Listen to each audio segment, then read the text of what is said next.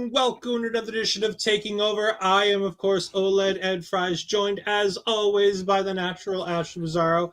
Welcome back, Astrid. And Astrid, can you please introduce us to our very special guest for this episode of Taking Over?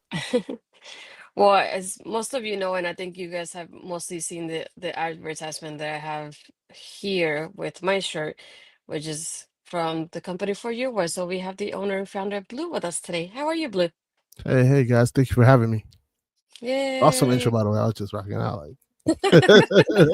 Everybody loves the intro. Javi, Big Body Javi himself loved it when we played it for him when we did our interview with him. Everybody comments on it, but we have Blue here for two reasons. One, we're talking about a fantastic wrestling company that we thought he might be interested in watching when we did the show this week. But more importantly, Blue, you have something to market. We want to go ahead and talk about it right here at the top of the show. So can you tell us what you've got going on? Yeah, definitely. So right now I have a rest outside of foryourword.com. Get your official merch, like the natural over there, and all your favorite indie wrestlers and podcasters and things like that. For Your Word presents Brainbuster Battle Royal each and every Sunday, streaming live on Twitch, 8:30 p.m. You can go ahead and follow us at Brainbuster Battle Royal on Twitch, TikTok, YouTube, and on Facebook. You also can follow us on X and Instagram, Twitter, whatever, at BB Battle Royal. And yeah, so it's a cool trivia show where a couple of fans, podcasters, just people who loves wrestling come out and compete in a 14 contestant 16 regular tournament format, right? Kind of contest, and see who has the better knowledge. And if you haven't, the first episode aired just this week. It was fantastic. Drizzy versus Cameron Seahawk. Yep. Hawkins, I believe is his last name, right? Yep. I know it's Seahawk, and then I always forget. Right there. Yeah, it was a fantastic episode. Really loved it. There were some questions that stumped me, and I was like, yeah. I got that one. Yeah, it's even tougher when the lights is on, like oh god, it's so much work. Like, I don't even Seahawks like I know this, but for some reason it's stuck, and it happens. Like when the camera comes on, you think you know it, you just you're like, do I know it? And it's too late because the next person already was in. So it's actually a time. Seahawk is in the moment of it all. My favorite moment is Seahawk miscommunicating Wrestle Kingdom with WrestleMania. Oh yeah. And just going completely off script. Yeah, you said Psycho Sid versus The Undertaker. I was like, bro, I said Wrestle Kingdom. I'm sitting here going, which one was Omega? Which one was, and I'm going through my head of all of Okada's opponents, and I'm like, which one was that? Yeah. Because if it's anywhere from 9 to 14, half the answer to a main event of Wrestle Kingdom is Okada. You would think, right? But I feel like watching most of that, right? I felt a lot of times they put Okada versus Omega right before the main event. Okay. If you think about it, it's right before. I don't know why they did it that way, because they knew that would be a hard, unless it was for the title or unless it was very promoted. For the most part, they did right before, if I'm not mistaken. But yeah, you could definitely think that. Yeah. We got Bobby Munson in the chat. We got Parrish in the chat. Zach Minger was in here early saying Happy National Chocolate Day. My favorite of the national days. I miss having my chocolate. I had some peanut chews earlier. There we go. But we are here to talk about Ase Wrestling, I believe is how we're all talking about. Making sure we say it properly. Ase Wrestling. Yeah. This is a wonderful wrestling promotion out of North Carolina, run, owned, and operated by the fantastic Darius Lockhart, I believe it was. Yep. Yeah. I loved the idea for this promotion. They have a pre-show, which I didn't realize while I was watching it that was a pre-show, where it mixes music and wrestling all in one for free for everybody in attendance. And then they kind of tell people all right, if you don't got a ticket, y'all got to leave and for the main show. And I'm like, that's so interesting and cool. And I don't know how it would work up here. I don't know if that's a North thing where I'm like, this wouldn't fly up here in New England. I don't know if we're just a little too uppity for this stuff, but telling me that I can come for free and then kicking me out halfway through. Like, I don't know how that's gonna work. Yeah, I think it's a situation. I've never seen that before through promotions, but it definitely worked for Ashe. Shout out to Ashe Wrestling. Got a couple of friends over there as well. Shout out to Lovely, shout out to Big Swole. They all work together with Lockhart, brother Darius Lockhart, and put a promotion together. That was awesome. They always put on some great shows, so I always enjoy watching it.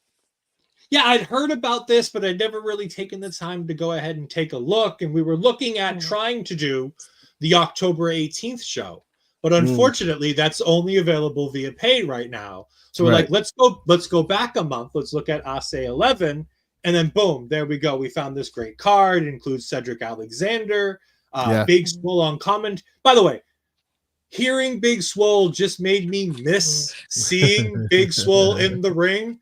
And when Chris Lee said on commentary to one of the matches, we're going to milk a couple more matches out of you. I'm like, yes, please. Like, yes, please. Yeah, definitely. I think I get her out there. What did you think about the commentary team here with Chris Lee and Big Swole here on the show?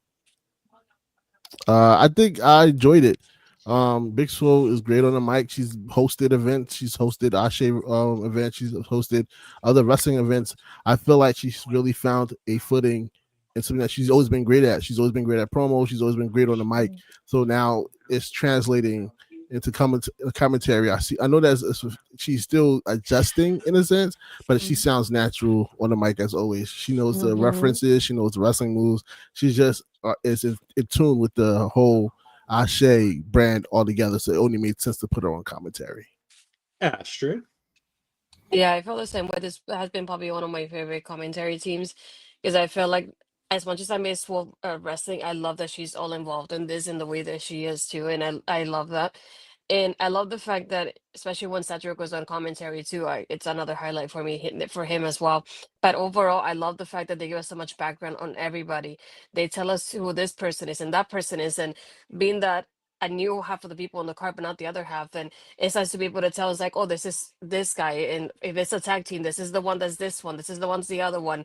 The history behind the match before the match even happens. Like they give us such a background, not only on the characters, but the storytelling, that I feel like I had seen it even before, even though this was my introduction to it. And I love the fact when you tell me the whole story, and I feel like I could be more involved within the match and what I'm seeing. And I feel like this is definitely one that was, for me, props to them as a team here because it did so great. Now, the other thing I want to talk about is representation. And I'm going to take a massive backseat and let the two of you guys talk about this because I'm not the face of representation. I'm always represented. But we need to talk about on this show having a company that's devoted to representing the greatness of not just. I want to try to find the way to word this because the easy way to word it is African American, but it's not. There's so much more to this. This is a culture more than it is a racial thing to me, from the way I perceive this. From Bishop Khan, from Cameroon, from a lot of these guys that seemingly come, men and women who come from all over the place.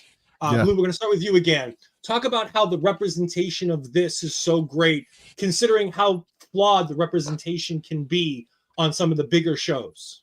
Yeah, definitely. I feel like Darius Lockhart was the perfect person for this. If you know Darius Lockhart's background, you know he is for the people and for the culture. So for him to start a wrestling company like Ashe Wrestling and having this representation presented to a mass audience is amazing. Like you said, you have Kaun that's up there, Cedric. You have some notable names. AJ Francis has come through.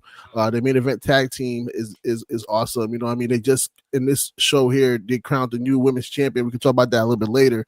They're able to bring in legends like Jazz to be part of the board, and it's just a great feeling and great opportunity to have representation like this brought into the forefront. So it's amazing, not just for Black wrestlers to be presented, but also different backgrounds and different pronouns and things of that nature that just all being represented on one card. It's just been great to watch.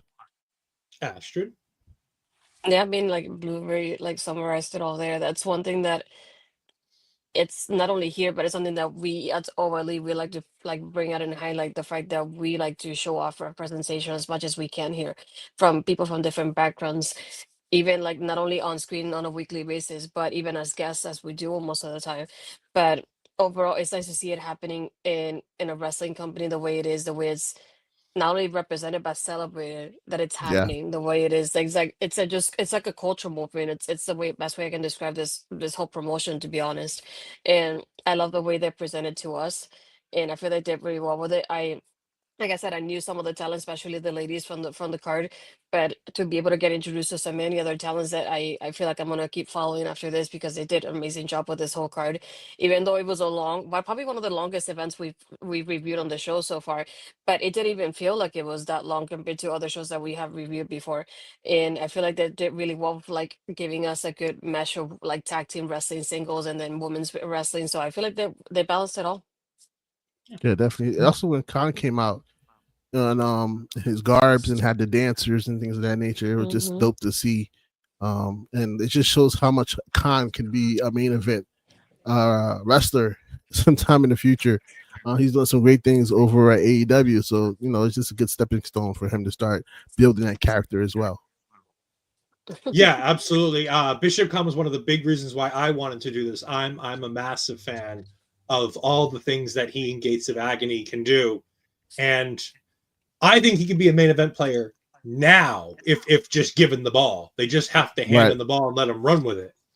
And that Ring of Honor World Championship, I get Bandito's got that, but can we get it off Bandito? Let him go up and play with Brody King on AEW and just let Bishop Kaun kind of run that division for a little bit. That'd be fun. That'd definitely be fun. Bandito is doing amazing work on AEW as tag team champions. They got a whole following. Honestly, when I was watching was AEW this week? It was last week when I was watching Bandito, and even at the Wrestle Dream, I was watching how over there. I'm like, so why is this guy still Ring of Honor champion? like why does he still have this? It's clear it's time for him to move forward. And Kaun's a good choice, but Kaun is also caught up in his own thing with the man. So yeah, but you could slide all the stuff with Ricochet over there, Yeah, you can slide both Ricochet shows. over there. Yeah, you can do both shows. Like seeing Gates and Agony in New Japan in the tag league. Yeah, that sounds like a thing. But let's go ahead and let's start here. We got Team Maryland taking on Team North Carolina in the first of our pre-show matches. Mr. Grimm, Olijah Friday, Andino, and Moses taking on Team North Carolina of Dontay Khalifah, Jha'Quan McNair, Bojack, and Manny Lowe. And by the way, if the white guy screws up any of these pronunciations, please, for the love of God, somebody correct me, because I feel like I'm going to do that a few times in this show. Astrid, why don't we go ahead and let you talk about this match? What did you think about this 8-person tag? I think the best way I can describe it is as Vel described it, is a glorious chaos in the best way possible. Because it was all over the place, but not in a bad way, because it's one of those matches like once everybody gets in the ring, they all like do that all out brawl kind of thing, and you love those kind of thoughts when that happens. But I like how even at the beginning they were able to show off a little bit of everybody here and there before really the brawl really happened. So I'm glad that there was also a spotlight on everybody before everything became that glorious chaos I would like to call it. But yeah, I just felt like it was really fast paced as well, which is what I like to see in my matches. So I feel like it was a good way to pick up the energy for the show and really start the show and get everybody going from there and get them motivated to keep watching it. But overall, I really enjoyed it. Lou, what about you? Yeah, definitely. This was a good start to the show. It had some great talent on both sides. They came ring geared, coordinated for it's crazy. It's always interesting to me how wrestlers on the independent come together on outfits like this, because they're not naturally a team, right? But somehow they all came up with the color coordination. But it was definitely, like she said, a fast paced match, and it was very entertaining from the start. And there's just you took everything you can from it. Yeah, I want to talk about one guy in particular that stood out to me. I don't think anybody's going to be surprised. It's Bojack. This guy is sensational. I loved everything I saw about him in this match. Just a big, beefy lad, just ready to. He's chucking people around. He's chucking big old dudes around. He's slapping guys and making the whole room go ow. The amount of cool stuff that I saw Bojack do in this match for a guy that feels like he's my size is absolutely sensational. This was, as Ashton said, glorious chaos from beginning to end. In the end, Team North Carolina does indeed get the win. They go to 3-0 in these Team North Carolina versus matches, which is nice to see. And then post-match, we get a little bit of an angle here, which is nice. We get Gerard Bonner going out there, and he's their backstage interviewer extraordinaire. Yep. And he's talking to Jha'Quan McNair about his potential new WWE tryout that he's got coming in. But Mr. Khalifah does not want to talk about no WWE tryout. He doesn't want to talk about somebody who apparently might be leaving. And this gets the two of them involved. And then the boys try to keep them separated, but that doesn't really work very well. And everybody goes to the back, and Gerard's just standing there like, well, I guess we're not going to get any more. Congratulations on your tryout. And I'm like, that wasn't supposed to go that way. Right. We then get Aaron Akeem and Blade Brown taking on Keith Mack and Zuka King. Yeah. I want to have anybody else on this panel talk to me about where I believe it's Keith Mack is talked about where he's from. Because as I said to Ashton in our pre-show notes, I am, as Alex Kane would say, melanin deficient to be talking about the location for which Keith Mack, I believe it is from. Keith Mack.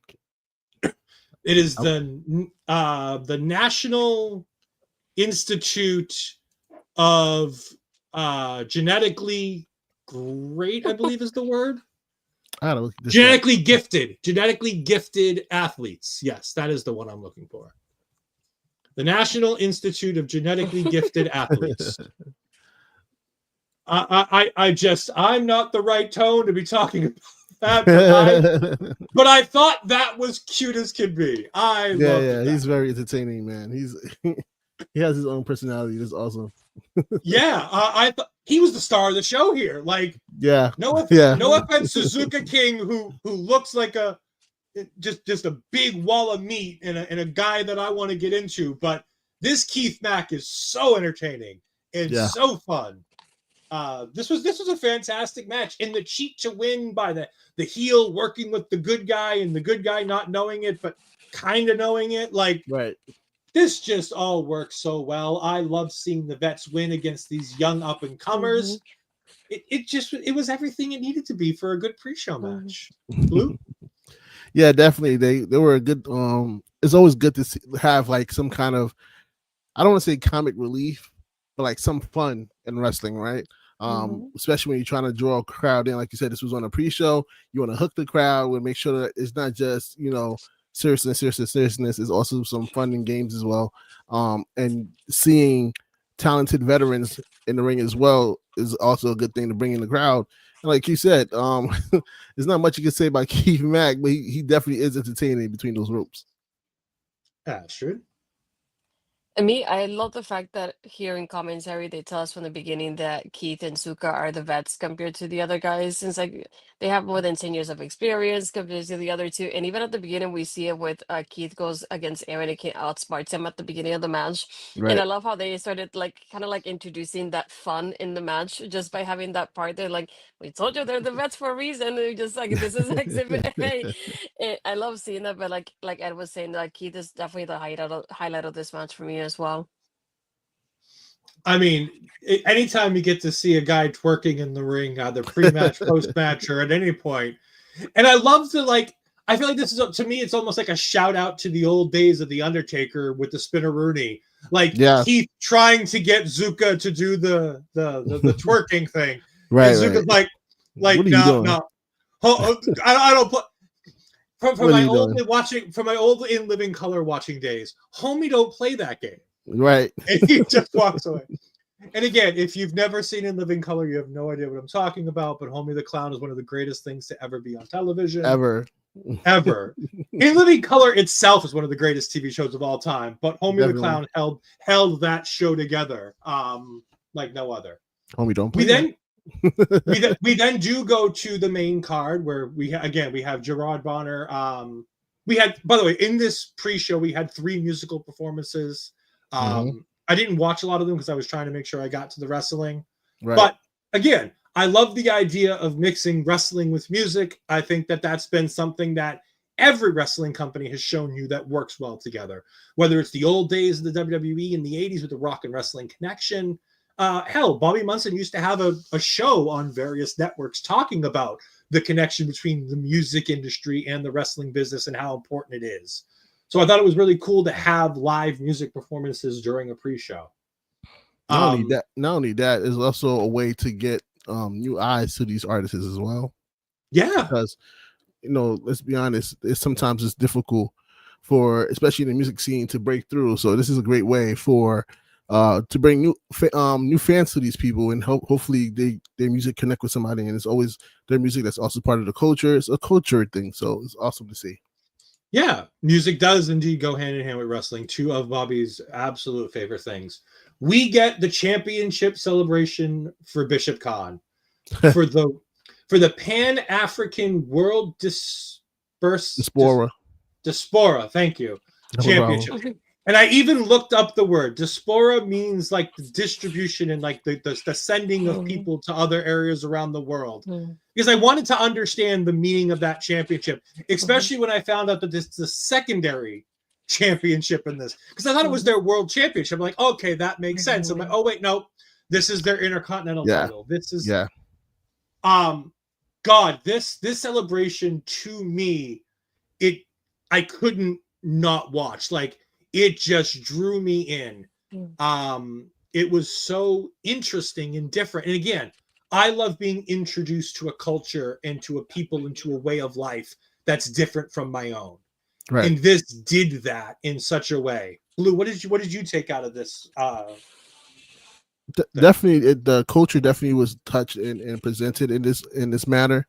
Shout out to Kaun for that, and then the dancers coming out and everything like that. But also the promos leading into this to set up his match with Isaiah Broner later on that night was amazing, and just to see the interaction and setting up multiple feuds, right? Like, this is like in quote unquote indie wrestling, but they're giving you storylines that you could tie yourself into, and it's just different, and it's refreshing to see on a grant like on this kind of stage, and just during the celebration and being interrupted like nah, you still owe me. No, you still owe me. It's just dope to watch altogether. So it was a great presentation for all of them.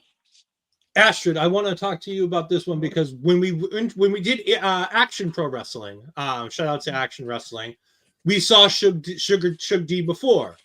Yeah, it was so interesting to see him as a baby face as opposed to a heel here. Do you want to talk more about that as you talk about the Bishop Kaun celebration? I feel like it wasn't a surprise for me because I got used to watching him like that in AEW Dark, the little bits and pieces that I saw of him there during the pandemic era. So this is more of like the Sugar D that I'm used to watching. So this is for me like nothing new, not in that aspect of it. I did like the reaction that he got when he came out though. I was like, I love when things like that happen, that it just is so organically the way people reacted to him in the way that he came out to confront Kaun is like, and I love not only that but the confidence, and as the kids say now, the aura that Kaun gives us, it's just out of the charts. Really, there's no way to put it out there. right. And it's the one moment that we were talking about earlier that made me realize is like he could easily be just a singles competitor and he could be great at it if given that chance. And this is just this whole promo alone without no match involved in it, to me, was just exhibit A of what he could do and how confident he is on the mic, and even when he talks and everything, it's just amazing to watch him do that. But sugar that him saying like, I like how commentary tells us that like he lost the championship to Kaun, so this is why he's interrupting him. All these connections they give us in commentary and in the promo itself, it's what I love the most about this segment, because I feel like I learned so much just by listening to everybody talking here. And I loved I was there, and then I say I want to interrupt in there as well. So we got a little bits and pieces of like Blue said, different storylines here, but not only do the wrestlers in the promo, but the commentary give us the whole full picture of this. Yeah, I thought this was top notch from beginning to end. is there a prettier pro wrestler in all of the world than Bishop Kaun? Like this man. By the way, also, did he add teeth to his mouth? Because I feel when he smiles, I feel like he has like 10% more teeth than anybody I've ever seen. Like he has the biggest, like greatest smile I've ever seen in all of the professional wrestling industry. No, I've been a big fan of Gates and Agony and Bishop Kaun for a long time. I thought this was fantastic. Yeah, and I love, like I said, being introduced to things that I wouldn't see on a normal basis. And this did that for me. And even Shug D being like, this was something great. I love this, but you're not worthy of the line for me was Shug D being like, you need to prove to not only us, to the people, to yourself that you're worthy to sit in a throne like that. To sit in that throne, you need to prove that you're worthy of it. Because Trish held this title for 1,000 days. I held this title for 600 days. You're going on a month and you still have done nothing but show up and be Ricochet's lackey. Wow. I'm just like, that shit went hard. Yeah. And I loved everything about it. It was fantastic. Yeah, definitely. Oh, I'm sorry. Go ahead. No, I just co-signing. I was saying, yeah, definitely. We then move on to telling a story with Darius Lockhart. Again, the owner and operator of this company. And we've got him going up against frontman Jah-C, who, ironically for Astrid, is one of her favorite people's trained him with the Seth Rollins trained Black and Brave Academy. Astrid, why don't you go ahead and talk to us about frontman Jah-C defeating Darius Lockhart here?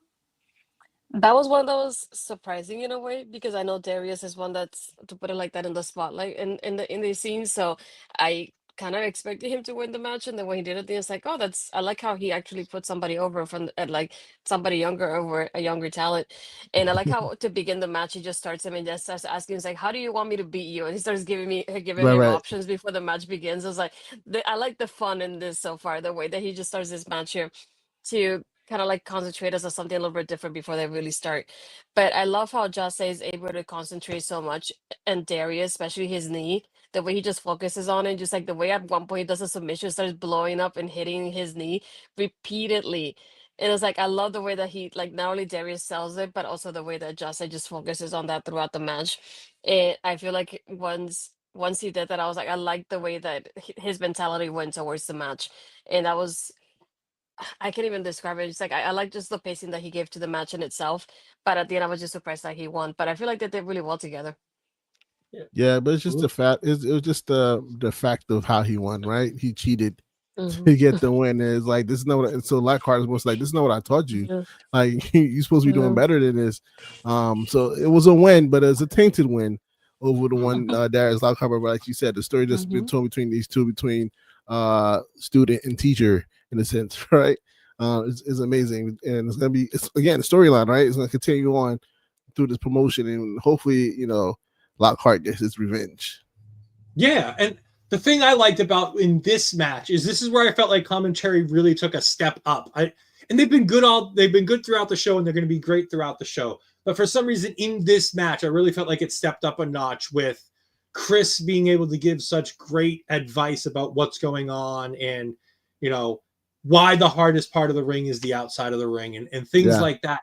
But also, Swole came into her own here, really being able to go ahead and get points across and making sure that everybody knew everything that needed to be known.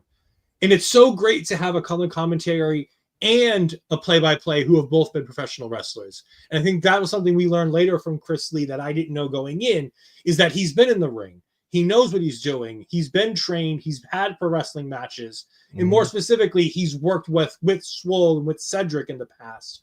So that the reason why that threesome came across so well is because they already know each other so well. Yeah. I was surprised by Darius Lockhart because I haven't seen him in the professional wrestling landscape. I've known him as like the business guy, running different wrestling promotions, being in the forefront of pushing wrestling and culture and making sure that it's all intertwined. He's always at the front of that. And I always forget that he's also an incredibly talented professional wrestler. He did it great here. And it's so good to see, promotions where that guy on top, where the guy running the show, where the guy with the book is willing to understand when business means business, and putting guys over is way more important than ego. And we've seen countless people in the wrestling business, as soon as they get the book, I'm the number one star, I'm the guy in charge, I'm the guy who has to be on all the posters and everything. I'm gonna carry everybody. Yeah, I mean, no names. Jeff Jarrett. Sorry, I don't know how that popped out. Kevin Nash. Didn't know how that one popped out either. But it was so great to see Darius do everything under the sun to make sure that frontman Jah came out looking good. And at the end of the day, I want to see more from Jay than I do from Darius in the ring, because Darius did the job Darius needed to do. He got Jah-C over so much that I want to see what happens next with this character, with this dude. Yeah, he's very talented too. Yeah. We then move on to our final qualifier for the Women's Championship Tournament match to crown the first ever Ase Women's Champion. And this includes Maya World, who I believe is one of the Reality of Wrestling recruits, if I'm not mistaken, correct? Yeah. I believe she's out of that little lineage of stuff. Taking on Aleah James, former WWE NXT UK, fantastic professional wrestler, indie wrestler across the world. Astrid, I know you've been dying to talk about this match, so we're going to make you wait. We're going to go to Blue first. Dang it. I'm sorry. I'm looking at this card again. I'm like, yo, some people that's on here are on For Your Wear, so make sure you check that out. Get some of their merch. I'm like looking at like most of the cards. I've been trying to go to Ashe show for like the longest, but every time I try to go to an Ashe show, it always falls on like the wrong day. Like the most recent one, on October 18th fell on my son's birthday weekend, and we had to go take a family trip. So I've been trying to go out and see one of these shows live since it's not so far from me. But I gotta make sure I figure this out. But nah, definitely. Maya World from where you were was also in the ring. The It Girl, she showed her and Jada Stone, who wasn't on this card, but those two are growing so fast in this business, and they're just shining. How they're handling Jada more so over, like, been doing a lot of the more Japan shows, and now Maya World is doing more so, like you said, with Reality of Wrestling over here and other indie shows here as well. They've been doing amazing work. So seeing this match with James, it really showed out, and when she came out on top going to the Final Four, it just shows how much people are starting to buy into the It Girl in a sense, because they put her in the main event and the spot coincidentally to replace Jada Stone, who couldn't make the show. So I just thought about that right now, like how that just came full circle. But it was great to see that matchup between those two women, and they put on a great match. Astrid, I will let you finally talk about this match that you've been dying to talk about. You sure about that? No, okay, I can go. No, it's fine. I'm just kidding. No, you're not going now. You lost your job. No, I just insinuating that because this is the match. This one in the main event, because I knew one of the two girls obviously going to be in the main event, but this in the main event, one of the main reasons why I wanted to watch this card.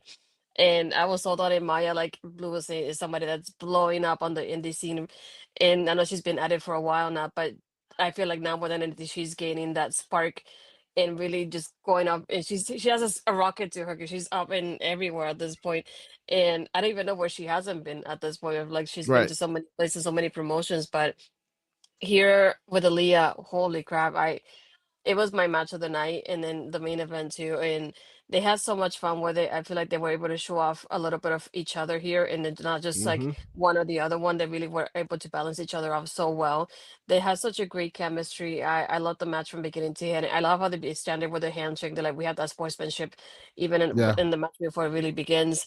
And I thought even from the get-go, it was like whoever wins, it's still going to be a great addition to the main event. But I thought whoever won is still going to be the smallest competitor in the match, because everybody else are just powerhouses in this main event. And I also felt really bad at the end. I was like, oh no, they're so tiny compared to everybody else too. But no, they did really well together. At the beginning, Aleah did a reversal to a headlock, towards a headlock that she did to Maya. And I feel like that looked great. There was a DDT from the top rope at 1.2 that was like one of my highlights of this match.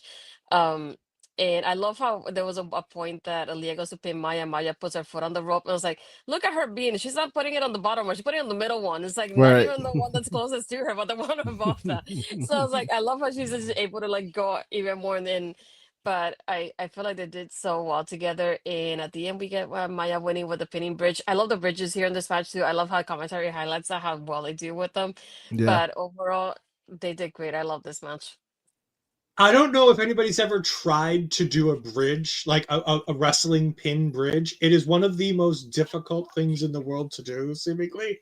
I know I can't, my body can't do it. I love doing that. And like I said, like Ashton said, the thing I noticed from this match that I can't miss is she put her foot on the rope. She put it on, like I said, on that second rope. I'm like, what the hell? I've never seen that. Like, that little itty bitty girl stretched that foot out as far as she could to make sure it was on that second rope. It's like, you're not going to miss my foot, sir. You're going to see this. You're going to see it. This match was fantastic. I loved everything about this. Aleah James, you know, I used to love watching. I was to say I used to love watching her in NXT UK. I want her to continue staying across the United States a little bit more often. I want to see her popping up in new places. You say places, where hasn't Maya World been? Wrestling Open, unfortunately, because for a span of like 3 hours, she was on the show for next Monday, and I was like, well, looks like I might have to go to, you know, down to Providence, Rhode Island to go see this girl, because everybody talks about Maya World. She's popping up on every poster me and Astrid are looking at for shows to do in the next week and the next month. Maya World's popping up on all of them. So I'm like, I have to go see her live. And there was a 3-hour gap where I was going to get that opportunity before she ended up not being able to make the show and got pulled. Well, that's Aleah James, but Aleah James isn't who we're talking about. We're talking about the greatness of Maya World. I mean, she's fantastic. Don't get me wrong. Yeah. We all sit here and love Aleah James. And I love the sportsmanship, not only before the match, but after the match. Aleah being the, you know, the consummate professional, she shakes her hand. She tells her to go get it, to win it for them. Right. And then we have Alexis Littlefoot. I don't know what, and again, this is the hard part about popping in and out of independent wrestling, not watching on a constant basis, not knowing things that are going on. Because she pops up here like, hey, I'm betting on this person and I'm not betting on you. And she drops a whole bunch of the daily bet that, you know, she dropped like FanDuel and DraftKings and all that. And I'm like, are you a wrestler? Are you a manager? Like, I didn't know like who she is or what she is. And I thought she was a backstage interviewer until they were like, well, they didn't bet enough on you to put you in the match. Yeah. And I'm like, is she a competitor then? Like, because I wouldn't tell, you know, I'm not going to take it to NXT. I'm not going to tell Kelly Kincaid that we don't bet on her enough because she's not in the ring, you know, although Quinn McKay is a fantastic professional wrestler. But it's like, it just felt like there was something missing for me in this one, just because I don't watch enough to know, you know, that Alexis Littlefoot is a competitor. Right. But I thought it was a real fun chemistry between the three of them, and I wouldn't mind seeing Alexis Littlefoot versus Maya versus Aleah James at a future show. That could be a fun match. Yeah. Lots of setup for things. Yeah, Littlefoot is she's been training. She's coming out of Kentucky. She's been training for quite a few years now. So she's been making her ways around the Indies. She's been in Jersey. I know she's been in she's done a lot of shows. So she's been on Ashe on wrestling as well. That's why she made that comment like, "Well, they didn't bet on you to put you in the match." She's had matches there as well. So yeah, she's pretty dope as well in the ring. So there we go. Yeah. Like I said, I like the look of her. It just felt out of place. Yeah, I'm cool. Like, we get an Audacity interview backstage as they were told during the Bishop Khan segment that they're going to be introducing tag team championships to the company, and the Audacity versus the Ugly Gang, I believe it is. Yes, Ugly Gang is going to be the first qualifier for that. And then there's going to be a match that happens at the December show, I believe. Was it the October show or the December show where they're going to be crowning the new champions? Well, they would have already crowned. Yeah, I think it's the December show. What do you mean the tag titles, right? Yeah, the tag titles. So the tag titles were the next show that passed this past October 18. They have new tag team champions. That's what I thought. Okay, the Midnight Strike, the Strike to Midnight show that they just did. Yep. Okay. They crowned new tag team champions. Okay. Well, we got in our next match, we have Cedric Alexander taking on Ian Maxwell. And I love this, how Chris literally points out, he's like, all right, Swole, I know this is going to be tough. You need to be objective. And she's like, I've got this. I can do this. And then 3 minutes into the match, she's like, I can't do this. Yep. The funny thing was, she did do it. This is the most unbiased commentary I've seen from a significant other on commentary ever. Because again, I'm used to watching WWE, where really the biggest one that I get to see of this is Corey Graves. And while I adore the work Corey Graves does, Corey Graves doing a Carmella match is just next level simping beyond belief. Yeah. So, but I love this match from beginning to end. I think Cedric is fantastic. Heel Cedric is something I didn't know I needed to see. However, I do wish that if they were going to make the whole point of the Cedric story, the entire Cedric story that they're doing here, that North Carolina young wrestlers who he worked with and trained aren't doing enough. I really wish that they were picking a guy who had done a bit more than Cedric in the business. Because it's just like, when I think of Cedric, I think of he's one of the most talented professional wrestlers in the entire world. And he is. Yep. But every feud I think of Cedric Alexander in, the other guy in the feud is a bigger star and a bigger name in the business. Whether it be the stuff with Bobby Lashley when he was in the Hurt Business, whether it be all the stuff on 205 Live when he was working with Ali. At the end of the day, I always feel like Cedric Alexander is the guy that held everything together. But at the same time, he's not the guy who got the glory. He's not the guy who got all of the thing. And he's like, I was gone for 8 years. And I'm like, well, yeah, but, you know, you weren't doing a lot in WWE. And why are we not bringing up that you're signed to a contract in TNA? Like, why isn't this TNA thing being brought up in this storyline? Because you've been in TNA for about 6 to 8 months now. Like, it felt like there was a lot left to be desired from the Cedric story. Although I love that the way he wrestles as a heel versus the Cedric Alexander that I know and love. I thought that was fantastic. I think with go ahead. Oh, go ahead, Blue. No, go ahead, Blue. Ladies first. Go ahead. You got it.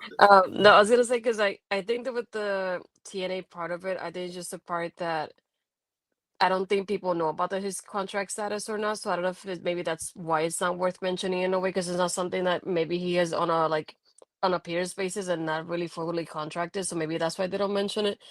But I do like the fact how they bring up Cedric, to add to the point that you're bringing up, because even though he's gone against bigger people and people that have done more than him, but at the same time, I feel like they kind of measure it this way to a lot of people still to this day. Even with AEW here, people see WWE as the #1 company, and to know the fact that he's signed there and that he feels like nobody has been able to do what he's been able to do to even be signed to the company. That's the biggest company in the world, like wrestling wise.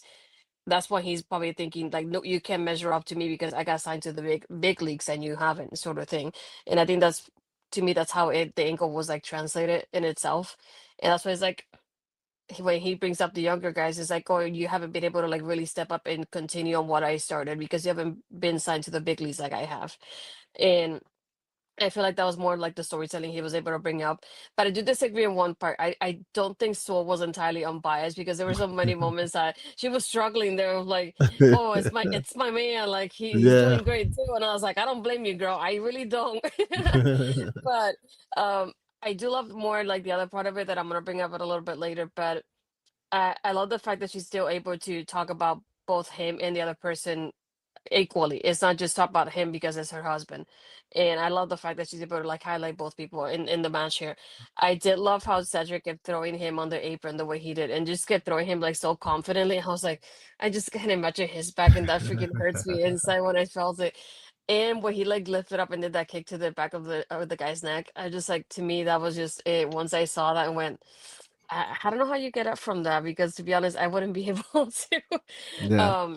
But overall, I feel like it was just a fun match, and I like Cedric too. He's one of the people like I don't see him having a bad match, and it's one of those things where other people like you can't see him doing that. So for me, this was all around like a good way not only to highlight himself and his return to like the indies, but to highlight his opponent as well. I also feel like that's part of the storyline, right? It's like, yo, you doing all this talking, but what did you really do? You know what I mean? Yeah. So it's like he's telling his former proteges, like, yo, I went up there. Y'all supposed to hold it down here, and y'all supposed to follow me to WWE. Y'all never made it. What happened? Like, I gave you all the tools, I gave you the stepping stones, like I gave you the map. Like, I created a map for you, and you never made it. What happened? Because I think one of them had a tryout, but they didn't get a call back. So that's kind of plays into the story. Like, look, I taught you everything that you needed to do to get up there. What happened? Like, I was gone for 8 years, and you just are in the same spot that I left you in. So that's kind of like the storyline of between them two. And I feel like you said, with the TNA thing, it's probably more so like it's not ready to be promoted because you don't know. It's probably not the long-term contract, right?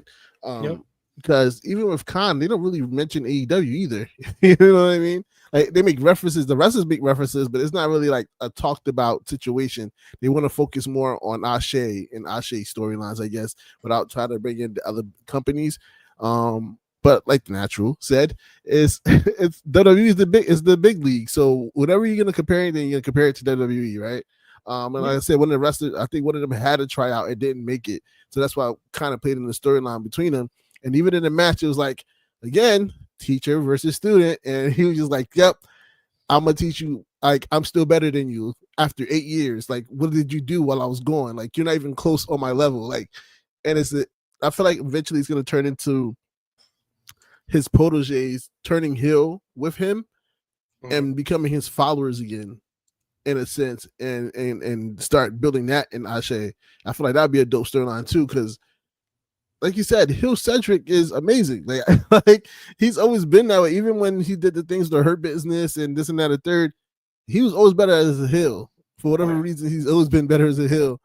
Being like the annoying person in the background, like, but who could wrestle and hold his own. So it was never like a pushover kind of situation. But yeah, I think that's what the storyline was in this one, and it was told between the ropes as well again.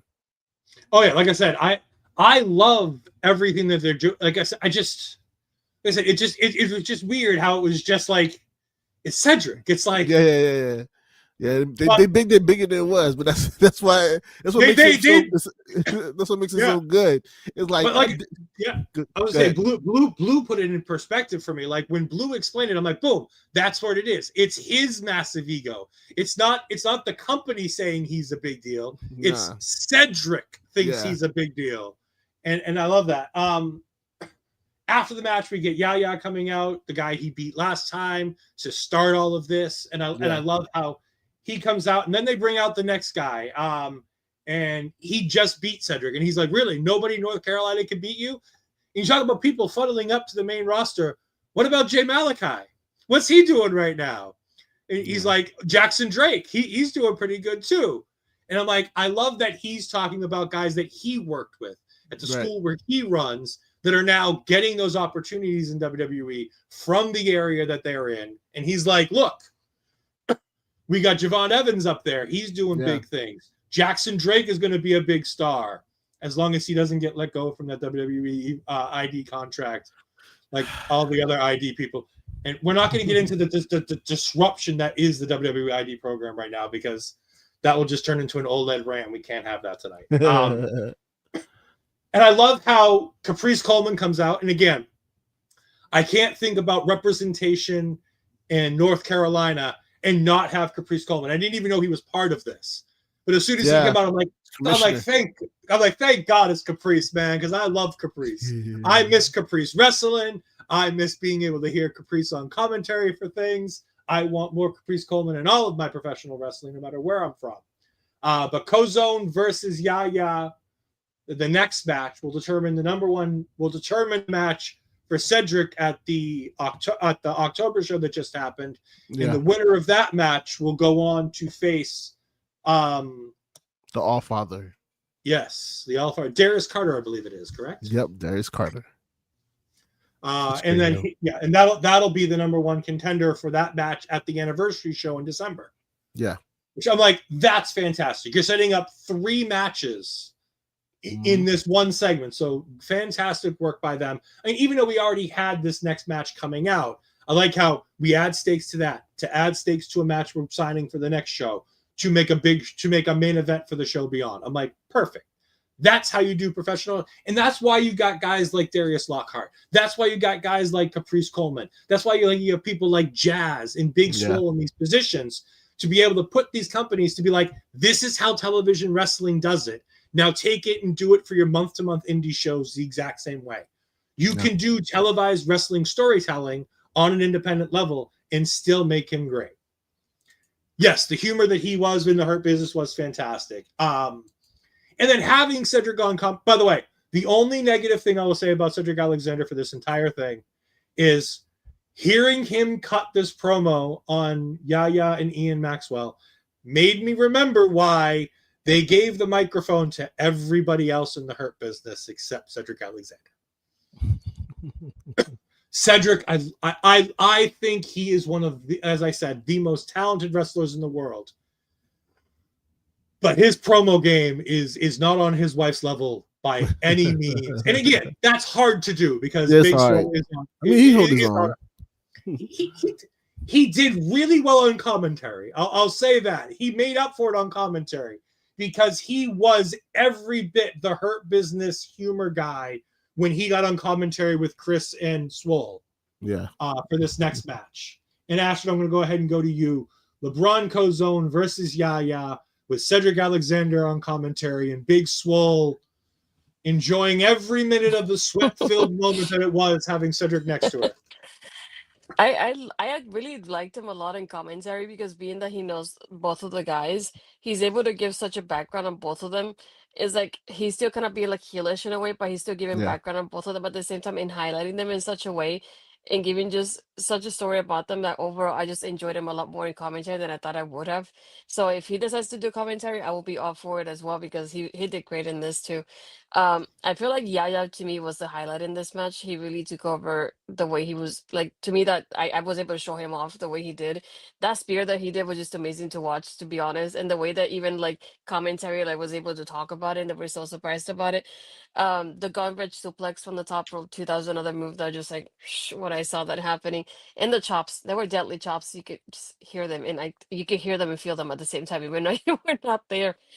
I cannot that was to me that was the highlight of it. But I feel like they had a great chemistry and at the end we have LeBron winning the match. Blue? Yeah, definitely. Again, Cedric added a lot to the match from the commentary position between the two. I'm not sure if you've seen the Allfather yet, Darius Carter. I feel like he could have a great match with any of these guys. It'll be amazing. Yahya has been on the scene for a very long time as well. He's been growing his stock in the company and in this business in general.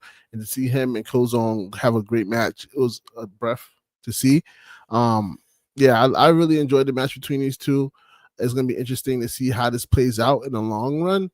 Because, like I said, I don't know if you've seen the Allfather. I'm pretty sure you would like his gimmick. Oh yeah, I've seen the Allfather. Okay. What are the people that's a brain scratcher? Why nobody has assigned them yet? It's such great work, amazing work. But yeah, it's gonna be amazing to see how this go down and see if Alexander does win the next round, go to the finals, because I believe Kozone won this, and I think Kozone beat him before. Mm-hmm. So at DPW.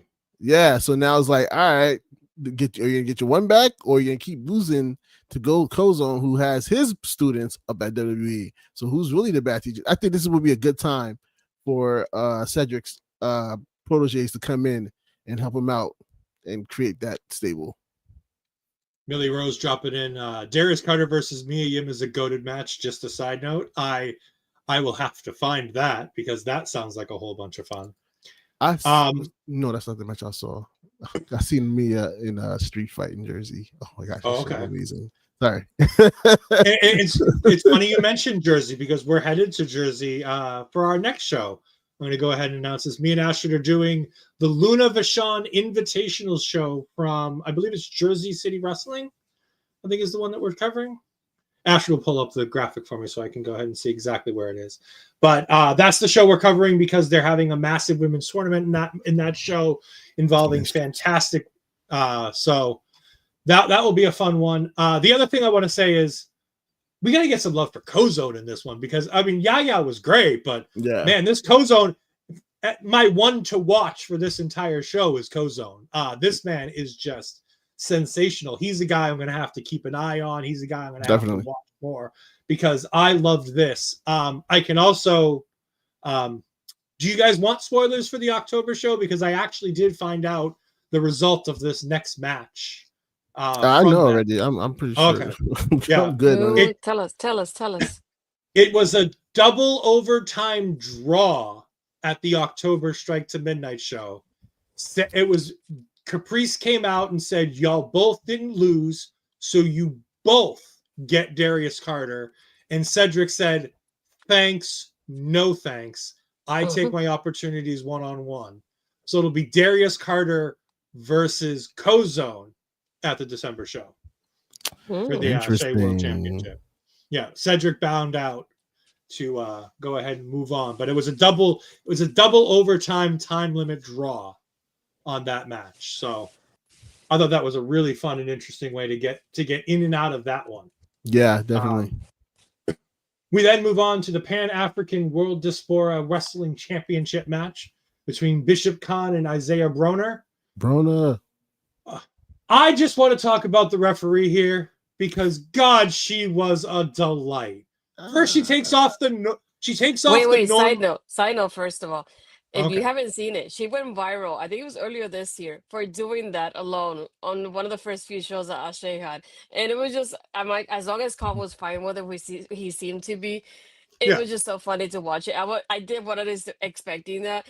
So when this match started and I see her and I went, oh no, we're getting part 2 of this. It was amazing.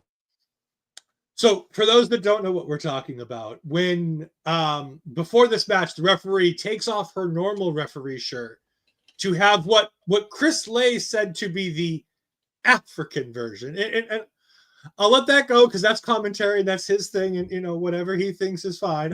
It was just more of like a zebra print kind of like generic shirt than it was a referee shirt.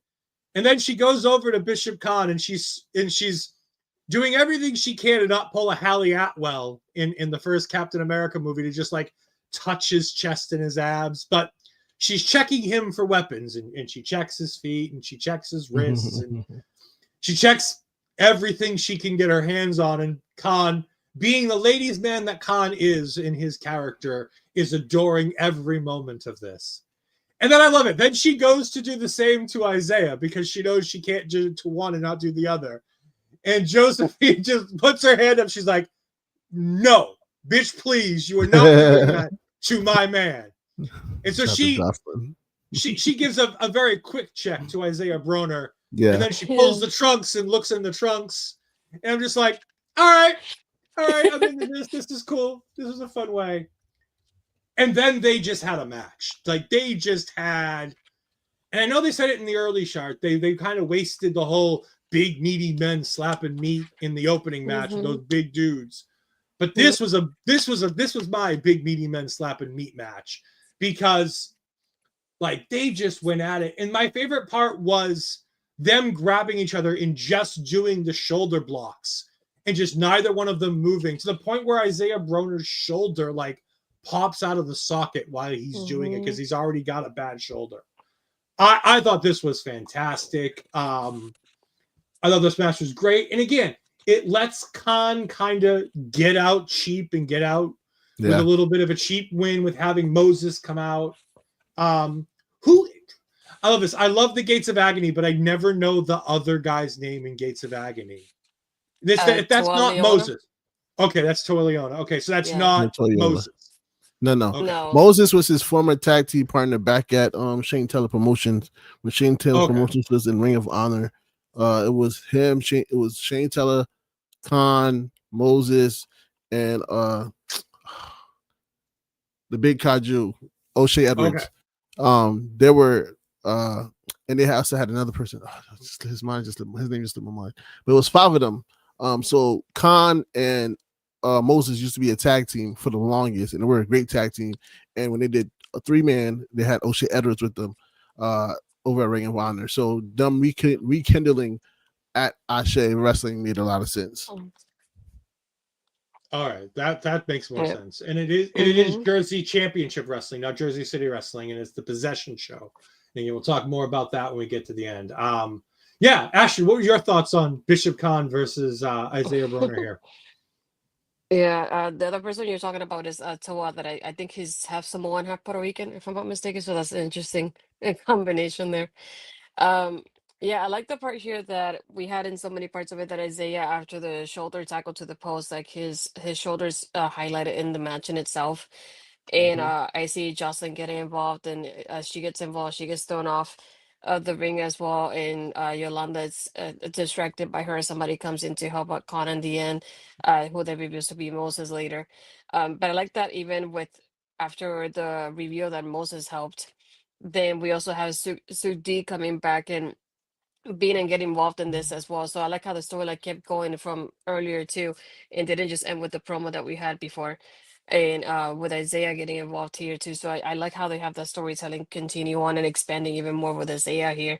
But I like how they started off with the fun with Yolanda checking out Kaun the way he did, and then Jocelyn doing that too, Isaiah in her corner too. But overall it was a fun match, and I like how they still keep Kaun with the championship. Yeah, I mean, I think that makes the most sense. And again, this is a title that very rarely changes hands. So it makes a lot of sense. And I love that even after the match, after Shug D comes out and helps Isaiah's like, no, dude, we still have issues. I still don't like you. I'm not going to give you a handshake. And he just keeps shoving him and walks away. Yeah, nah, Isaiah don't go for that. We then get to our semi-main event, which is the Ugly Gang taking on the Audacity with the opportunity to be in the first ever Ashe Tag Team Championship match at the next show. And the Ugly Gang in this one is Reyhan, Inteus, and Vega, I believe versus Treehouse Lee and Saieve Al Sabah. It's great to see those guys, man. Yeah, well, let's let you go ahead and talk about the Audacity there. Yeah, the Audacity, man, they're actually brothers. They're blood brothers that's tag teaming. Those two are also amazing. They've been independent for quite a while right now. Them going against the Ugly Gang was amazing. Jordan, I believe, if I'm not mistaken, is the son of Caprice Coleman. So it's like he's joining the gang, and his dad is supposed to be leading him away. So that's the backline storyline of that. It's like Jordan's hanging out with the wrong crowd because he keeps trying to be part of the Ugly Gang, and they're like, we'll let you know when you're official, but you're not official yet. Just hold our flag. You'll be fine. He's gang, as the Ugly Gang said, he is gang affiliated. Right, he's gang affiliated. He's not gang. He's just gang affiliated. So that's a funny story behind itself. The crowd really gets behind the Ugly Gang. But this match is just amazing for me. Like I said, the Audacity, them brothers, they're very unique in their offense. When I've seen them both live, and when I've seen them live for the very first time, I'm like, they don't do your typical offense. They do things a little bit different, like how Sabah will just do suplex and do a kip up out of the suplex. Like, you know what I mean? Like they just have a different move set, and it fits them of being different. So I just love this match altogether. I love all these matches on this card, and that's what I like about any shows. They give you a card of matches of people that you may have never heard of, or you've learned to grow to love. And that's what happened of keeping my eye on the indies. Is like all these wrestlers, you just continue to see them to grow. And this match really just hit it for me. Yeah, that's one of the. I put out a tweet this week, talking about me and Astrid. We had a lot of hesitancy about going from an NXT post show where we covered only NXT and we talked about NXT every week to talking about the indies after SummerSlam. And our biggest thing was, oh my God, are people going to watch? Are people going to be here? Are people going to continue to support? Are we going to be able to find people to talk about these shows? And are we going to be able to find shows that we want to talk about? Right. And at the end of the day, we've realized that there's way more better independent wrestling than we have time to talk about. And our biggest problem every week is me and Ash will find every week 5 shows we want to watch, and we have to do one show because by the time we say, oh, well, we'll cover that one a week later, it'll be gone. Yeah. Because we'll have to cover something else. Yeah. So it's just so crazy that, but yes, these guys were fantastic. I love the audacity. They are my favorite tag team from this show, and really the people who I'm going to make sure I seek out and watch. There's just something special about the two of them that I'm very excited for what they have coming up. I thought they were great, but the Ugly Gang get the big win here, which makes sense because we're probably going to get a heel to go up against them in the championship match, so it makes a lot of sense. But I thought everybody here put on a really good show. Yeah, they end up after the match, you find out they're going against the main event, and they're pretty tough guys. So now is this the main event, the MLW main event? Not the you told me. I know they both have the same name. Yeah, no, it's not them. It's not those guys. Funny enough, they're both on For You Wear. Anyway, the main event is Gannon Jones Jr. and Duke Davis. Mm-hmm. Yeah. Oh, there's that main event. Yeah. Okay, yeah. The Ugly Gang is about to become a little more ugly if they're going right. The main exactly. event. Like yeah, it's those guys. So that's why it's so much. It was so interesting to see them win. And even when they found out who they was going against, it was like, all right, I guess we got to go back to the boards. But yeah, it was a great match between the two. We got Bobby Munson in the chat. The Indies is where it's at. I love listening in every week because I don't have time for every indie promotion, but I do love indie wrestling. Yeah, absolutely. And like Bobby and Papa Smokes cover indie wrestling, most weeks on their show too. And it's so great to be able to have people who care about indie wrestling to be able to show off indie wrestling, because the people we're talking about are the people who are going to be in WWE, in AEW, in TNA, as we keep going. And hell, some of them already are, with people like Savannah Evans, who's in our main event, who was in TNA. We've been talking about Bishop Kaun all show. Bishop Kaun, as they announced in his intro, TBS superstar Bishop Kaun. So it's just nice to see all of this and how well everybody can get along on the indies, because again, wrestling is a big family. I also just want to point out, this is one of the reasons why people loved AEW when they first came out, is because they don't stop their wrestlers from still touching the indies, because they know that connection with that audience means a lot. So just to be able to allow somebody like Kaun, who's part of one of your main storylines, to go to a place like Ashe and win a title and develop his skills there, it's just an amazing thing. Absolutely. It's the one thing I wish WWE did more often. I wish that I know they don't want to. I know they don't. They never will. They'd rather buy Ashe before that happens. Well, I mean, WWE got burned in the 90s with having people like Scott Hall go to Japan and work shows in Japan and then get hurt and be out of storylines. And believe it or not, people, like that was like one of the last straws for WWE with their thing. It was Scott Hall went to Japan and came back hurt. It happens though. It's gonna happen. I agree. It's the stupidest decision in the world. This ain't ballet. and it certainly wasn't in our main event. Let me tell you, we had Karen Bam Bam Renee, and I went, oh good God. Bam Bam. She is indeed Bam Bam. I'm like, There's a lot of Bam Bam in that. We got Savannah Evans, who I didn't realize was former TNA. I thought she was still part of the TNA Knockouts. No, she left TNA probably at the top of this year, if I'm not mistaken. It was so good to see her outside of working with Tasha Steelz. Because that's all the times I saw Savannah was always working with Tasha. I thought that was really good to see her outside of that. Obviously, Maya World, who got herself into this. And our winner in first, ASE Women's World Champion, Charity King. Astrid, you are, of course, the women's wrestling expert here at our local establishment.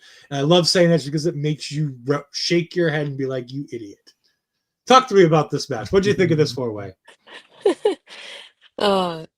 It was really well done. Like I said earlier, it was like it's interesting seeing somebody like Maya, who's the smallest competitor in this match, compared to like a Savannah MS. Yeah, I mean, she held on her own. I love how great she did in this match. Just thinking of everybody individually, I love how they shook hands at the beginning of the match, and we had like a whole intro, like a whole setup for this team. And I love how they made it, and it is important to them. And you can see by the presentation they give us before the match even starts. And to have the woman main event, to me, is always great when the women have the opportunity to main event and to kind of new champion. Like, there's something really important to the promotion, and you can see by the way they just gave it to us. I love Jazz arriving in there and being a part of this presentation here for the championship too, not only at the beginning but at the end with Charity too. And Charity having a whole promo at the end the way she did it, she did great too. No, it's like I think one that I didn't know about here was Karen. I didn't know about Karen like that. And that was my introduction to her. And I was like, she's such a powerhouse. There's no other way to describe her. And the way I like the spot that they had at one point that I believe it was her. She had Maya on her shoulders and Savannah had Charity on hers. And they looked like they were about to do the thing at the same time, which I was hoping to do because I love when they do the things in sync. But they ended up, the smaller competitors ended up getting them hit and doing the meeting of the minds, as we like to call it. But even at one point, Charity, it's a little bit smaller than Karen. It's able to lift Karen up as well. And to see something like that from Charity, is that Charity is another one that's such a great powerhouse to watch her be here. I've seen her more like the tag team aspect, so I like seeing her as a singles competitor as well. But I love, like I said, this is one of those that everybody is highlighting themselves in the match, highlighting each other, lifting each other up in the match from beginning to end. But yeah, we still have Charity winning the match. But overall, I feel like they did great with this whole match. And I can't wait to see what other people mix it up with Charity, not with her as champion. Because we mentioned earlier, we had Maya here involved in the match. We had Alexis that did a promo earlier that she wasn't even part of the tournament. And who knows even if Aleah James will come back. So I feel like either one of those combinations will sound great to be able to go against Charity next. Blue? Yeah, this definitely, again, I have bias in this match. Three of the women are partners of mine, but definitely this is a match that was amazing. It was great to see Charity King win the title and get some recognition because she's been killing it on the indie scene as well. They all have, but yeah, Charity King's been on there doing her thing. So it was great to see, like you said, women using their power, using their strength, using their quickness. They all had their own special ability, and they brought it to this match just to round out this amazing battle between the four to be the first ever women's champion for ASE Wrestling. Jazz being included, the should be Hall of Famer, the legend, the living legend. It was amazing to see her present it. You can tell how much it meant to Charity to be the very first one to win the title, her very first singles title as well. She's won tag team gold. This was her very first singles championship. So it was great to see them together. Like you said, there was some great spots. Charity King showing her strength and picking up Bam Bam. Bam Bam showing her agility. Like it was just like everybody's doing the opposite of what would you think, right? In this match. And Maya is just like she came in already as a handicap, having to perform earlier that night already. So pulling double duty, you saw that the wear and tear happened as the match went on, when you just like she was exhausted, you could tell, like at the end of it. And it played to all of this put together, and it was amazing just to see Charity and Bam Bam close it out in the fashion that they did. Yeah, there's nothing else to say, but this match was fantastic. I enjoyed every moment of this. I was so impressed with Karen and Savannah because, again, Savannah to me was always like a bit of a second fiddle. She was always a bit of a, and again, it's hard not to play second fiddle when you're working with Tasha Steelz, somebody who is so exceptionally talented in the women's division, and how she's not featured on TNA every single week in the most pivotal stuff. Like the fact that she still doesn't I don't think she's ever been Knockouts champion, has she? No, I don't think so. No, one of the few ones. I was gonna say, I'm like, it just like after all this time, it still feels like there's just something missing with her in TNA. Even with her in, like, I saw her at Slammiversary when she was part of the All Out War between Order 4 and the System, and her and I never ever give credit to Alisha. I can't. I physically can't give credit to Alisha Edwards. But my God, that woman went through fucking hell in that match with Tasha. And then the tax spots that Alisha put herself through. Yeah. But here, it was like these women took a generic four-way that could have been so simple and made it sensational. And the storyline, like you said, Blue, played through with every person had their bit, with Maya not being able to really handle the double matches and really kind of fizzling out when it came to the end. Yeah. Savannah stepping up and being the biggest, baddest in the match, but not being able to hang with the veterans of Charity and Karen. And then Charity, pulling out all odds, that big, massive power bomb with Karen on the second rope, to then having the slam, the world's longest slam, to get the win. Just absolutely sensational. Loved everything about this. Charity gets the big win. The locker room empties out. Everybody's giving her props. Everybody's giving her flowers, including her getting actual flowers, which was great. I thought it was like, oh, they're all giving her flowers, and then they had people in the front with flowers. It made me remember the Mae Young Classic, where they'd come up with flowers, or when women were leaving NXT, and you had that 4 horsewomen when Sasha and Bayley were getting ready to leave, and they were getting flowers when they main evented. Yeah, this was sensational. She gets the opportunity to, she gets the opportunity to get on the mic, and she talks about how she may not be part of a tag team, but they're the best fucking tag team in the world. And it's just like, this is the kind of thing that women's wrestling needs. And this was a great way to end this show. It was sensational. Again, if you want to support them, their Twitter handle is right here underneath me. Underneath Astrid over there, you've got their YouTube channel. They've got all kinds of content on there. They do fantastic shows. They have all kinds of stuff coming up. They have a show coming up in December, which will be their anniversary show. Soon coming up on their channel, you'll be able to find the October 18th show, the October 16th show that just happened, and you can go ahead and see all kinds of stuff over there. So definitely go ahead and support them, because this was a fantastic show that I wasn't sure what I was expecting out of it, because I read the card and I'm like, all right, I know this name. All right, I've heard of you, and I haven't heard of a lot of these people. I'm like, I'm interested to meet new people. And that's one of the reasons why I love doing this show, is meeting new and interesting, talented wrestlers. And then finding out that, of course, they're all mostly clients for For Your Wear just doesn't surprise me. And again, if you don't know what For Your Wear is, you need to be going down there, even if it's just to go support the wrestling club. If it's not to support these incredibly talented wrestlers who are here, supporting somebody that I love watching on Twitter and all the stuff that they do, a partner of Blues up there, Victor Tyler Perry, who's a friend of the channel. He's been on the show before. We love everything he does, because he is raising the next generation of professional wrestling fans, and he's starting them with the greatest education possible. Not only an education in the real world, but an education into the wrestling world, into the greatness of what professional wrestling can be, and speaking to the people that are like them, that can make them feel, because representation matters. Yep. And he is finding a way to make sure that these children understand that they can be anything they want to be. And just because not everybody looks like them on the biggest stage doesn't mean they can't be anything and everything that they want to be. Fine. And that's why the wrestling club and Ashe Wrestling are so important, is because you need to have that representation. And it matters so much to so many people. And when you can put on a great product and be representative, that's the best of both worlds. Yeah. But while we're here, we want to thank Blue for joining us. We greatly appreciate thank you for having me. Absolutely. And we're going to go ahead and show right now the teaser trailer that aired before we had the first episode the other day. So I'm going to go ahead. I'm going to turn off my headphones because every time I use my headphones when I do this, it doesn't work. We're going to go ahead and show the teaser trailer for Brain Buster Battle Royale Trivia. Dwayne Lee's trying to force it to get around 3. L's trying to play catch up. Here's your next question.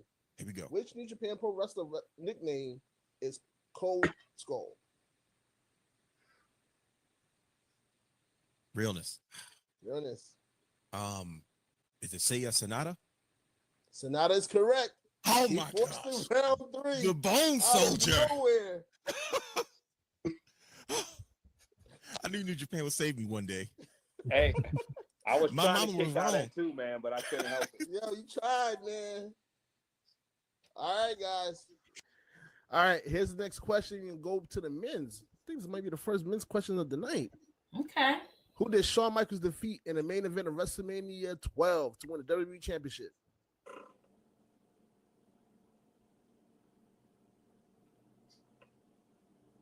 Krista, was it Bret Hart? That is correct. Bret Hart is the right answer. My Woo! favorite professional wrestling That's match all of all right. time, by the way. A little bit. Because my head went to Montreal Screwjob. I'm like, huh? That's immediately where I went. And I had to Yeah. back up. Bret Hart. All right. Krista B with a 2-0 lead on Meeks. Let's see how this goes. All right, it's a little throwback. Let's see who gets this one. It's going to go to TNA. What finisher is associated with TNA's P.D. Williams? Cam, Dizzy, Cam. Canadian Destroyer. Canadian Destroyer. That's a good one right there. Ooh. Oh, man. We all tied Tight. up. It's tight. Ooh, it's tight. Ooh. Welcome, wrestling fans, trivia heads, and diehard Mark. Huh? Yeah, that's the start of the next the I first was season. going to say, it's already putting me right where I want to be in the start of the next episode. Man, it's such a great feeling. It was great recording this season, this tournament. It was a lot of fun. As you can see, we had fun recording it. When the light comes on, you think you know the answer. You just second guess yourself, and it was just amazing. It was just so dope to do it. I'm already excited for season 2. I already started planning season 2. It's only after episode 1 of season 1 I'm already excited and planning season 2. But yeah, it was very dope. I mean, if you need somebody for season 2, I'm just saying. So Here. I've been saying this on this promo run, and I guess I have to do it now because on every podcast that I've gone to talk about Brainbuster Battle Royale, I've mentioned that season 2 I've been leaning towards a tournament style, a stipulation. So it looks like I'm going to have to do it because I keep saying it. It's going to be pod versus pod season 2. But it's going to be podcasters versus podcasters where New Day rules are in effect. So if you're a part of the podcast, any two can jump in. Well, any person can jump in on behalf of the podcast and represent the podcast on that 1v1, or I might do tag teams. I've been thinking about doing tag teams as well. So it's been like, I'm just trying to put everything together in my brain now. Like, I'm just excited. Like, everybody's like, I'm like, yeah, I might just do pod versus pod, just make a tag team, New Day rules, just to create some chaos because I like chaos. Absolutely. And again, if you want to follow Blue, we've had his stuff flowing down here. Remember, check out For Your Wear. You can check him out on Blue Magic Grind on Instagram and X, and make sure that you're checking out Brainbuster Battle Royale on Twitch every Sunday. Is the new episodes drop every Sunday, correct? Sunday and Thursday at 8:30 p.m. So we got one this week. It's gonna be Martin representing before the bell, and he's going against Malik. Malik is Narcolepsy Boy 94 on YouTube and TikTok. He does a lot of wrestling TikTok videos and stuff like that. So check out this matchup this Thursday at 8:30 p.m. streaming on Twitch. If you haven't already, please give us a follow, give us a subscribe, go on Facebook, like us, do all the social media stuff, because we definitely want to try to start building our community and prepare before the season ends so we can jump right into season 2 and, have some fun. Absolutely. It's been great to have you on the show. Man, thank you for having me. Absolutely. When Asher brought up the opportunity, I'm like, it makes perfect sense, but like, will he join us for the whole show? Because like, I want to get his opinions on wrestling because, like you've said with this show, how so many people here are clients of the For Your Wear and partners, and it's just like it just made sense that it's like you're gonna have such an insight into the people in the process. I'm like, can we get them for the whole show as opposed to just like look at the merch? Because I'm good for it. I'm good for it. As you know, forgot to mention. Charity King, after she won that championship belt, I decided to create a design for her. She has a brand new design on For Your Wear for the win. It is called Long May She Reign. So check out that merch when you get a chance. Astrid, why don't you tell the good people what you've got coming up in the near future? That's it for now, hopefully. No, you can find me my Twitter and my Blue Skies Astrid Pizarro and my Instagram and Threads Astrid Pizarro20. And if you have TikTok, you can follow me there. I'm putting clips from the shows afterwards too. So you can see me crying there too. I have a couple of clips of me crying over AJ Lee returning and Santana winning too. Because I like to embarrass myself sometimes on the internet. It happens. But yeah, that will be all for me. And then I'll be here back next week with this one. As he said, talking about Jersey City Wrestling in that tournament because we have a lot of people there that I love to watch. So I'm excited for that one. I'm so jealous. I miss being in Jersey. And just so we can see here, this is the fantastic. That's cool. Long May She Reign. Comes in a couple different colors here. We got red, we got black. It might be one I might need to pick up. I should probably pick up some Ash Bizarro merch before I start picking up. I'm offended right now. Very offended. I'm so swamped. Honestly, I need to put Brainbuster Battle Royal merch up there. I haven't done that yet. I'll probably do it tonight before I go to bed or tomorrow. I gotta figure out. It's hard doing everything myself. Like literally, I'm doing everything. So I'll be slipping up sometimes. Actually, no, tomorrow we're going to Halloween night. Sorry, I'm thinking all that. That's all good. The best part about Astrid crying on certain things is that sometimes they get to see it. Like when your co-host just so happens to have a meet and greet with Mike Santana the night he wins the TNA World Heavyweight Championship and gets to show him one of his fans crying for his victory. Dope. It's just one of those things. It's really fun. You can find me at all the usual places. I don't really care. Follow me, don't follow me. Like I do the things I do. It is what it is. I retweet a lot of wrestling stuff. Unfortunately, retweet too much political stuff now, but that's neither here nor there. Because the world's going to shit, and I feel like I need to start doing it. But like Ashton said, we got Jersey Championship Wrestling coming up, the Possession Show, which includes in the Luna Vachon first round matches. We've got Billy Starks taking on Kenzie Page, I believe it is, correct? Oh, nice. Yes. Kenzie. Yes, Kenzie Page, Jada Stone, and Maya World. Yep. Yeah, from NWA. Yeah, and then in Jada Stone, Maya World. Look at that. See? In the second of the Fatal 4-Way matches, we've got Kylie Alexa taking on Gabby Forza, taking on Ava Everett, taking on Emerson Jane. And then in the final one, we got Mara Sade taking on Lena Cross, taking on Janai Kai, and filling out that one is Nikki XS. The winner of each of those matches went into a elimination final. Also on that show, there were some other fantastic matches that I'm trying to find on their website right now. So give me just 2 seconds. Since the show's happened now, I can't find the card anymore. But there were some fantastic matches on this card, so we're going to be going ahead and covering that. And again, we love staying in the Northeast for these shows because the Northeast just puts out, again, I will always say this, the best professional wrestling on the independent scene comes from the Northeast. Whether it be Jersey, whether it be New York, whether it be Boston, whether it be Maine, that whole new, northern section puts out the best of the independent wrestling. And of course, you can find all of our local establishment stuff down here. Ole podcast on all your favorite social media platforms, and of course, our local establishment on Facebook, on Twitter, on YouTube, all that fine stuff. Please go ahead and give us a subscribe, give us a like. We have passed the first monetization for the followers, but we still need a little bit of watch hours. So hopefully you can go ahead and throw us on a playlist in the background while you're doing your stuff at work or something like that, so we can try to get those watch hours so we can get the first level monetization. That would be great.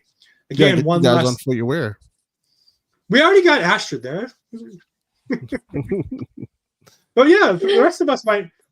There have been talk about merch before in the past. See, there we go. Seemingly the one. See, look, it's right there. Yeah. Yeah. It's funny though. Every time we talk about merch, everybody always talks about making merch for me because I do stupid shit that belongs on a shirt. And I'm like, I don't want merch. Like, I don't want the stupid stuff that I remember to be on merch. Like, to live forever. Oh yeah, but like, I don't even want the fact that like this emote is the most used emote on our local establishment, and I hate it. It's my face on the Boss Baby with a bottle of Gatorade that says Haterade on it. Because you beat me though. See, your emo is more popular than mine now. There you go. But thank you all for joining us. We greatly appreciate it. Again, join us next Tuesday night as we talk about Jersey Championship Wrestling. Thank you all for joining us. Thank you again to our special guest, and we'll see you all next time. Goodbye. I am in misery.